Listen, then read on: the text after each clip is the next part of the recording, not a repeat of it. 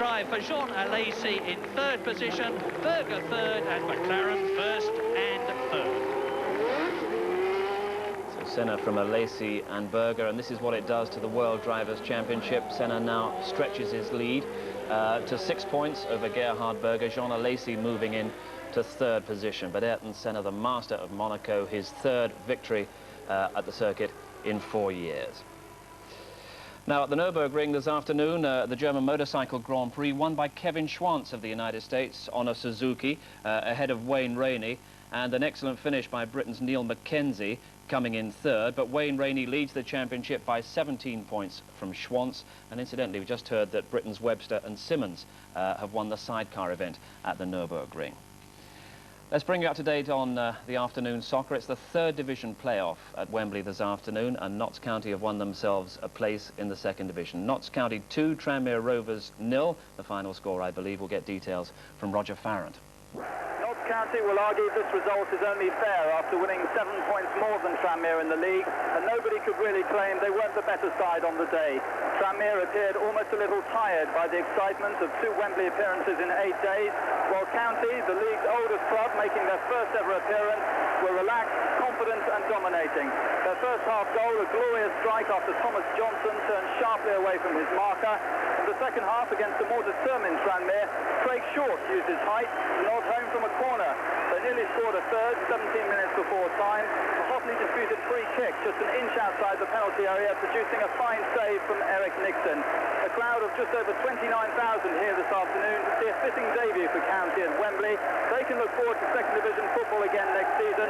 Tranmere will have to console themselves with the Leyland DAF Cup. Communications with Wembley not as easy as those with Monaco. Apologies for the quality of that. This afternoon's international result in Izmir, the Republic of Ireland's warm-up against Turkey, and it was played in temperatures of 106 degrees, the hottest day in Izmir for 50 years. It was a poor game, but Jack Charlton's side, they've now gone 11 matches since their last defeat. David O'Leary and Andy Townsend both collected what we hope are minor injuries. Bad news for Scotland. David Cooper, the Motherwell winger, he's out of Scotland's World Cup squad.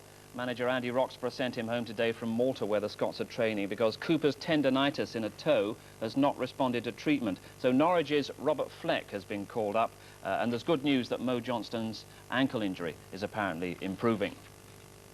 Gymnastics, and a medal for Britain in the European Championships in Lausanne. This is Neil Thomas in the individual apparatus competition, the vault, and this is the vault which won Neil Thomas the bronze medal.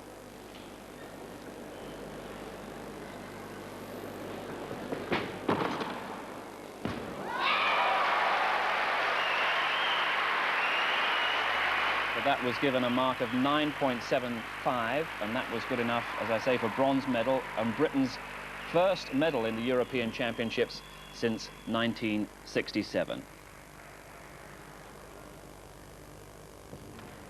Claimed by Neil Thomas, and James May, also Britain, was fourth, and you'll see full coverage of those European Championships in Bank Holiday Grandstand tomorrow. Well, more motor racing if we've got time before the end of the programme. That's the British Championship Formula 3 round at Brands Hatch. But you'll understand that with that delayed start at Monaco, our schedules have got knocked back a little. And I'm afraid the water skiing is a casualty, but you'll see coverage of the European Masters in Bank Holiday Grandstand also tomorrow. It's important, though, now that we get to Wentworth, the concluding holes of the third round of the Volvo PGA Championship. We saw Jose Maria Olazabal make a very confident start earlier in the afternoon. He now leads on his own as we join play, leading on his own at 13 under par. But it's Mike Harwood of Australia, the man who's applying the pressure, as we join Harry Carpenter. Mike Harwood has had an eagle 3 at the 12th, and that, of course, picks up 2 strokes for him, and so he is now 12 under and on his own in second place, just 1 stroke behind the Spanish leader.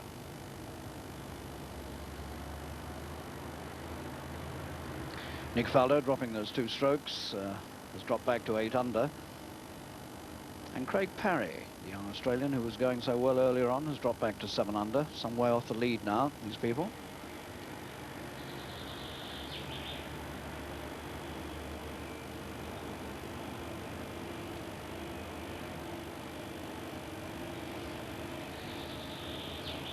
Best rounds today. 67s by Mats Lanner and by Sam Torrance.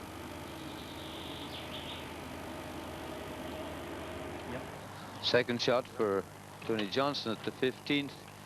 Although it would appear that he's got a dead straight line missing the trees, unfortunately the green kicks so much from right to left, he may have to put a bit of cut spin on the ball.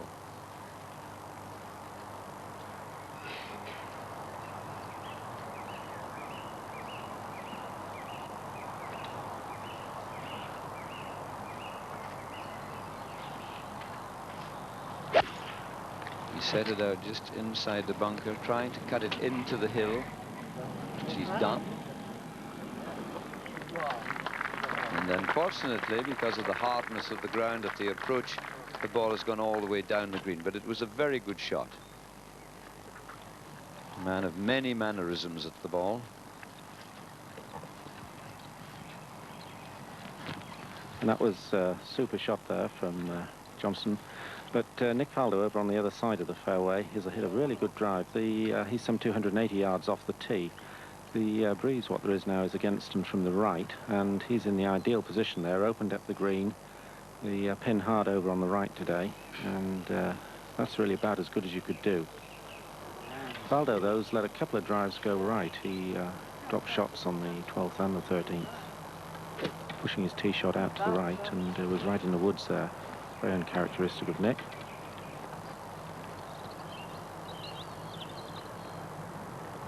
Faldo then hitting a 5-iron.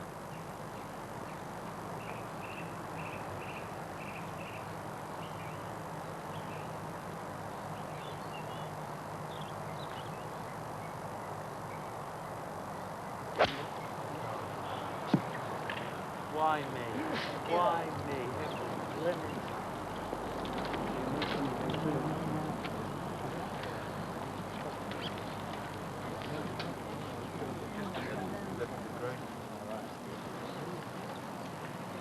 So Faldo's shot coming up short and right of the green. He was completely disgusted when he hit it. Just got a bit of ground before the ball. And there it is. You'll see he's not far short, probably hoping for a kick forward, which he didn't get.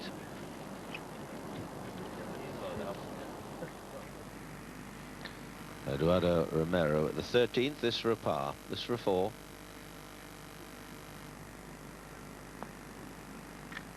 Oh.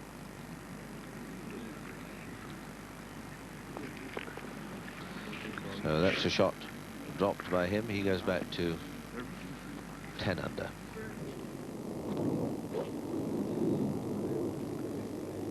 Looking back from the corner of the fairway to the 18th tee, Rivero at 11 under. Came so close on that last green to 12 under.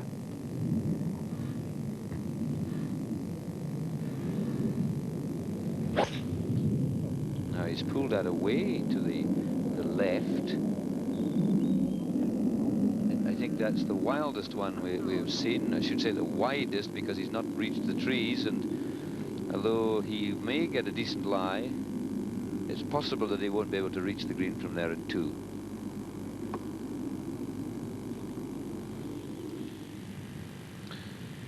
Fourteenth tee now, and the third, fourth match from the end today. Eduardo Romero playing with Philip Walton from Ireland.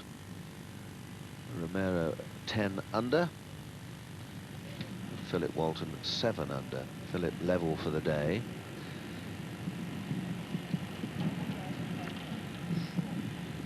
.179 yards. Bit of breeze again, so 4-iron.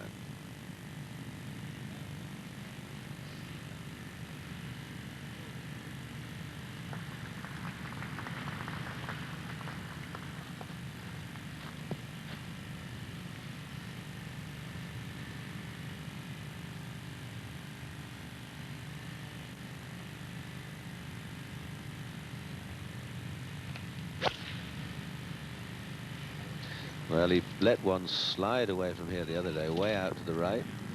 And, well, he's landed that up on the top level, stopped very quickly. Perfect distance, but a bit wide.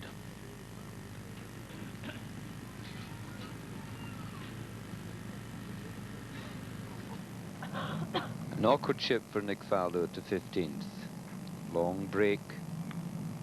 Right to left. You see, it's already kicking away from the flag. Not an easy shot.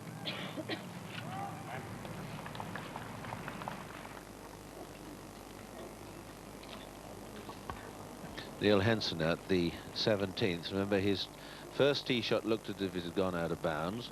In fact, it wasn't out of bounds. He was able to pick away from the out of bounds fence, and he's managed to get it to here in 3. So he's going to get on the green for 4. I mean, it'll be a miracle if he gets a 5. Staring a 6 in the face. Tony Johnson at the 15th. This for a birdie 3. Uphill all the way.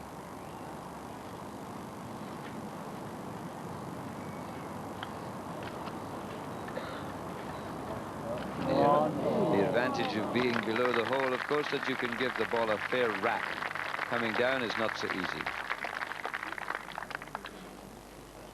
And that keeps him at 11 under.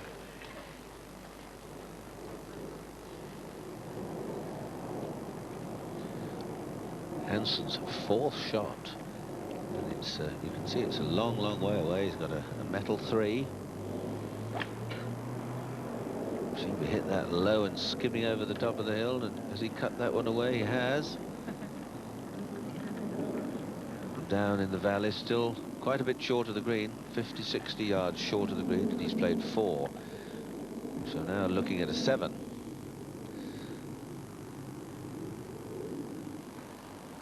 Now Nick Faldo at the 15th in danger of dropping a shot. He's dropped 3 in the space of 4 holes, and there's a monstrous swing on this one. This for a par.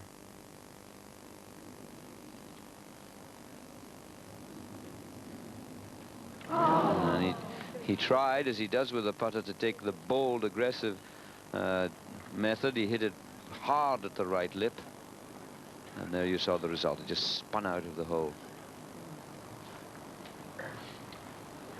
Sort of thing Bobby Locke would have aimed out miles to the right. This is Mike Harwood at the 13th, 12 under par in 2nd place. Back to Faldo quickly to see him tapping in.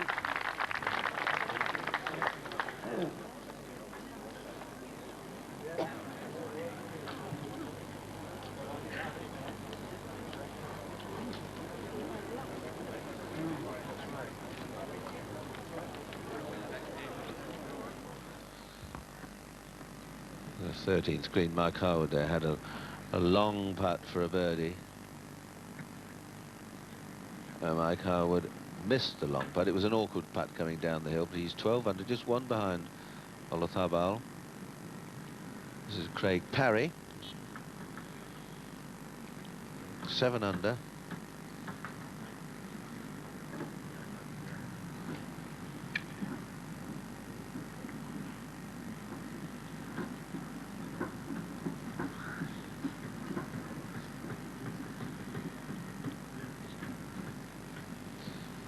Colin Montgomery, 68 today. Good score. Mark James also.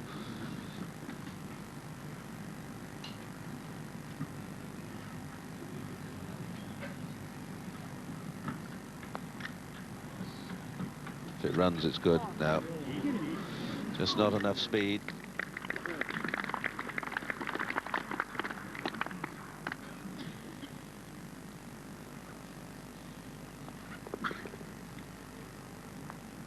Harry stays at 7 under, and Harwood, wary or thinking the green is so quick usually from back to front, has left himself quite a bit to do. And this is a very tricky putt. You've got to get the speed just right and just sort of on or outside the right lip. And he just got an eagle 3 at the last hole to take him into 2nd place at 12 under par. It would be rather sad if he should 3-putt here.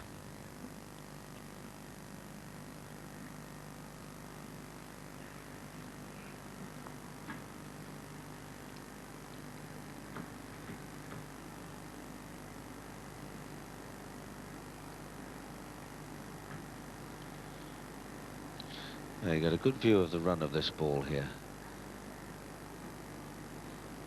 If he hits it too hard, it'll miss on the right. Not quite enough, it can easily dribble across the face of the hole to the left.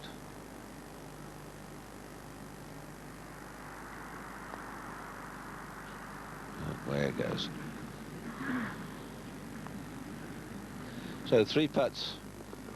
Mike Harwood drops the stroke, he goes back to 11 under par.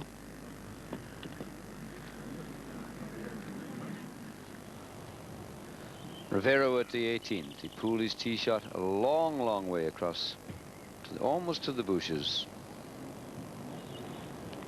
Is he waiting? Can he reach the green? He's got a little sort of 5-wood, a Baffy type club.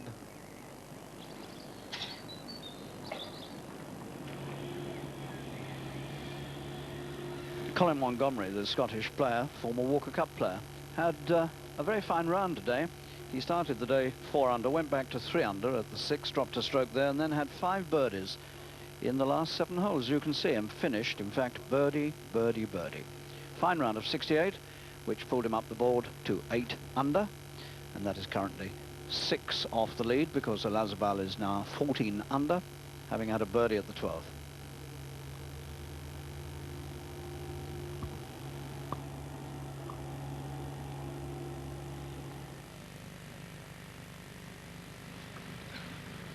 Two Australians playing together here, Parry and Harwood. And talking of Australia, saw Richie Beno striding the grounds this afternoon with Daphne, his wife, and the Bedser twins, looking very hale and hearty and enjoying the sunshine. All 3 of them, all 4 of them indeed, great lovers of the game of golf. Now Craig Parry this is, who had a wonderful season last year. This is his first appearance over here